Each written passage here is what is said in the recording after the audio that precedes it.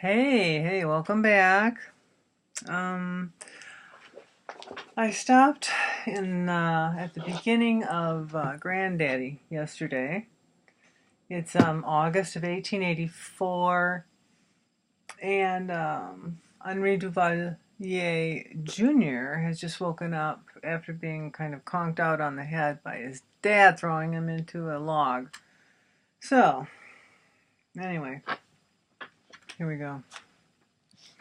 Peering through the gloom, half hidden from view at the edge of the forest, he analyzed the house his papa had built. Papa had used the best hardwood in the world, Canadian hardwood from Quebec. Seemed like the whole world wanted Quebec hardwood. Seemed like the forests were so full that they would never run out. But the house Papa had built was more like a waste of lumber. Papa could chop it down with his massive arms, but he sure didn't have any idea how to put a proper house together. There were plenty of places where the logs didn't meet. The mud he had slopped between some logs had broken away, allowing the freezing winter gales to gust through the whole house, trying to overwhelm the fires in the hearth, sometimes dousing the banked and smoldering fire in the night. They would wake to a frigid day that felt like they were right out in the forest without any protection at all. A giddy feeling shivered through Henry. Henri. He silently laughed at the foolish construction of the house. He could laugh now. It was the middle of summer, and the wind that blew through the cabin was a welcome relief. It was the perfect time to leave this pile of shit life behind him. First he had to find the stash of money Papa had hidden somewhere. Then, as a way of getting her safe and away from the madman, he would insist his mamma come with him to town to tell him what supplies she needed. But before she knew it, they would be on a train going away anywhere away from here. The very first train. He was 14, but looked at least 18. He was tall and strong already, with the shadow of his papa firmly planted on his young frame. There still was no sound coming from the homestead. A bad feeling began in the pit of his stomach as he unconsciously walked out of the thick trees and up to the door, his head throbbing with each heartbeat. Twisting the knob, he stepped onto pieces of broken china. His boots crunched across the front room as he carefully made his way toward the kitchen in the back of the incongruous house. The meager china cabinet on one wall was thrown over completely, the dishes destroyed. He swallowed hard and noticed he had begun shaking. A sheen of cold sweat made him shiver. The whole house seemed quieter than he had ever known, like a church or a cemetery. His mamma was usually in the kitchen making some kind of noise, singing, cleaning, crying. It was too silent. He swallowed hard again and felt drips of cold sweat trickle down his sides from his armpits. He took a few more carefully placed steps when he noticed a small door in the wall where the china cabinet had stood. He looked back at the kitchen and then to the door he had just entered. He listened for any sound, any squeak in the floorboards that might give him some idea where Papa was. Nothing. He slowly leaned over, his head swimming and swirling for a moment, and picked up a length of table leg, broken off in a rage of violence and thrown away. He stepped gingerly over the bits of glass and china toward the small door, as if he were hunting a stag. He hunched forward and stopped, frozen, once more listening, waiting for a giant arm to come down on the back of his head. His mind was reeling with confusion from the injury. Worried about his mamma, he focused his thoughts on her, on saving her, finding and pocketing whatever cash he could, then getting his mamma out of the horrible life they had lived so far. Still no sound from anything or anywhere. The entire house was too quiet. Even the insects and birds were quiet. The stupid whip-poor-will that kept him awake at night had not begun. The night birds should have begun their songs by now. He stood up quickly and pivoted toward the kitchen, stealthy in every step. If the monster was asleep, he did not want to wake it.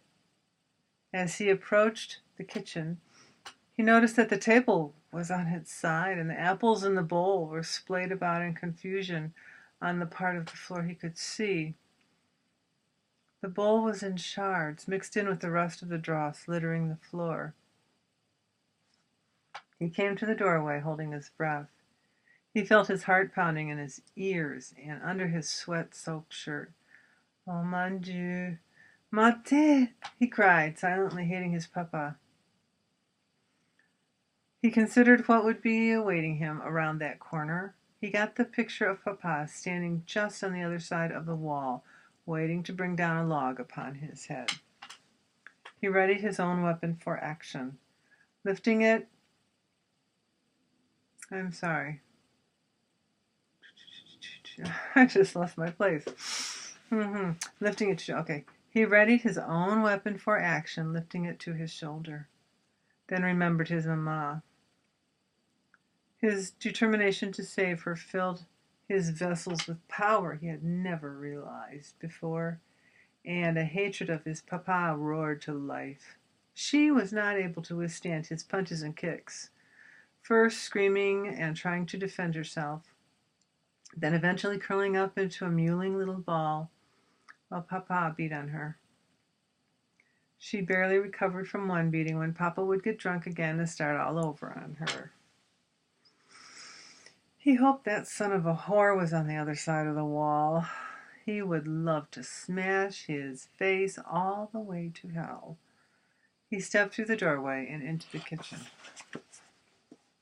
The light in the room was dimming quickly. Eyes adjusting to the low light, he made out a form that lay curled in the middle of the floor, drenched in red blood. Hoping it was his papa, and knowing in his heart it wasn't, he edged forward. Mamma had one arm over her head, the other pointing impossibly to the hearth behind her. He could see the shoulder bone sticking out of her dress. He bent over, cupping his hand under her nose and mouth, feeling for any sign of a breath of life. Nothing. He leaned over, placing his ear on her chest where her heart should be beating. Nothing again. He heaved a deep, mournful sigh. Gently, he picked her up and took her outside to the garden she had so carefully tended. The rabbits and other varmints could have it now. Tenderly, he laid her down in the midst of the garden. Then he went to the tool shed and grabbed a shovel. He walked back to the place he had left her. He stood looking down at her to memorize her face. He leaned over her and carefully removed the crucifix she always wore around her throat. It was soaked with blood. He pocketed it and thought of her beautiful shawl she wore in the winter when they awoke to a freezing house. He ran into the house and grabbed it off the bed, as well as a quilt from the chest at the end of the bed. Returning to his mamma's final resting place, he began to dig a grave for her, deep enough that no animal was going to get her. He had to stop a moment as a face loomed into his mind of the foul, vile man who had done this. He realized he was crying, and he got angry. He should have killed him while he slept. Oh my God, Mamma, the horrors you've lived through, the terror of dying like that, alone. His heart was completely broken, shattered. He gasped for air several times, sorrow clutching at his belly. He fell down to his knees, his cries unabated, never again to be comforted by his mamma.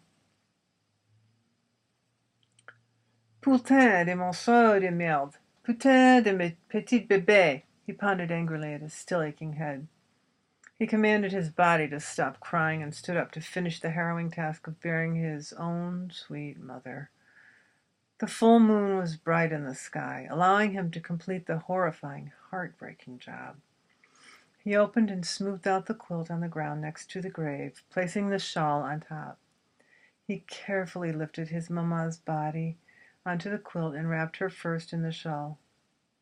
Elle est si belle, he thought, wiping the blood off her face. He leaned over to kiss her. He whispered, Je t'aime, Mama, with the last tears he would ever shed running down his contorted face onto his mamma's mangled one. Then he wrapped her in the quilt, covering her face last. He jumped down into the grave, very carefully lifting her body into it, gently laying her down within. Climbing out of the grave, he made the sign of the cross, asked for forgiveness of the God he had never believed in, and made himself throw the dirt back into the hole in the ground, on top of his mamma's now dead body. It was the worst thing he would ever have to do in his entire life. He couldn't even cry anymore. His mind swirled and reeled with fantasies about killing his papa. His head throbbed with terrific pain. He finally finished by placing rocks and lime over the top of the site. He made a little cross out of sticks, placing it at the head. Still cursing his papa and God, he backed away from the gravesite. Walking over to the pump, he washed his hands and face with fresh cold water, shivering in the cool morning air. Then he remembered the small door in the wall and returned to it without concern for himself. Hoping his papa was within waiting for him, he would kill him in a moment, but the coward was not anywhere. He quickly emptied the cubbyhole of all the cash, grabbed a bag with his few clothes and a bit of food. Then he walked out of the house, never looking back. It was close to sunrise. He looked to the east as the first morning dawned without his mamma in the world. It made him curse his father once again. He had nothing left.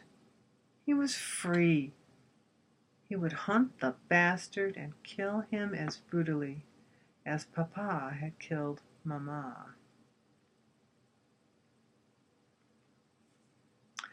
And that's all I'm going to do for today. Keep you waiting, wanting, and guessing. Ciao.